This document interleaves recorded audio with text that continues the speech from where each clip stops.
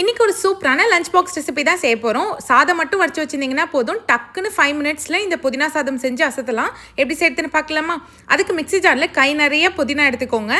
இது கூடவே காரத்துக்கு ஒரு 2 பச்சை மிளகாய் சேர்த்துக்கலாம். 1 இன்ச் இஞ்சை கட் பண்ணிவிட்டு நான் சேர்த்துருக்கேன். ஒரு சின்ன நெல்லிக்காய் சைஸ் புளியை கொஞ்சமாக தண்ணியில் ஒரு 5 நிமிஷம் ஊற வச்சுட்டு சேர்த்துருக்கேன். இப்போ இது நல்லா ஃபைன் பேஸ்ட்டாக அரைச்சி எடுத்துக்கோங்க. பாருங்கள், இந்த அளவுக்கு திக்காக இருக்கணும். ரொம்ப தண்ணியாக இருந்துச்சுன்னா நல்லா இருக்காது.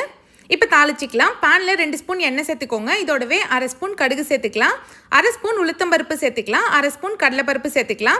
கொஞ்சமாக முந்திரி பருப்பு சேர்த்துக்கோங்க. 1 ஸ்பூன் அளவுக்கு வேர்க்கடலை சேர்த்துக்கலாம். ஒரு கொத்து கருவேப்பிலை, ஒரு 3 காஞ்ச மிளகாய் சேர்த்து நல்லா தாளிச்சு விட்டுக்கோங்க.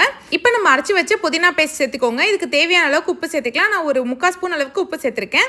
இதை நல்லா ஒரு 5 நிமிஷம் எண்ணெயில் வதக்குங்க. நல்லா வதங்கி பச்சை வாசனைலாம் போய் கலர் சேஞ்ச் ஆகி வரணும். பாருங்கள், நல்லா எண்ணெய் பிரிஞ்சு வந்துருச்சு. இப்போ 1 கப் அளவுக்கு வடிச்சு வச்ச சாதம் சேர்த்து நல்லா மிக்ஸ் பண்ணி விடுங்க. வேணும்னா இதில் 1 ஸ்பூன் நெய் கூட சேர்த்து நீங்கள் மிக்ஸ் பண்ணி விட்டுக்கலாம். அவ்வளோதான், நல்லா கம கமன்னு சூப்பரான புதினா சாதம் ரெடி ஆயிடுச்சு. இதை நீங்களும் கண்டிப்பாக ட்ரை பண்ணி பாருங்கள். டேஸ்ட் ரொம்பவே சூப்பராக இருக்கும்.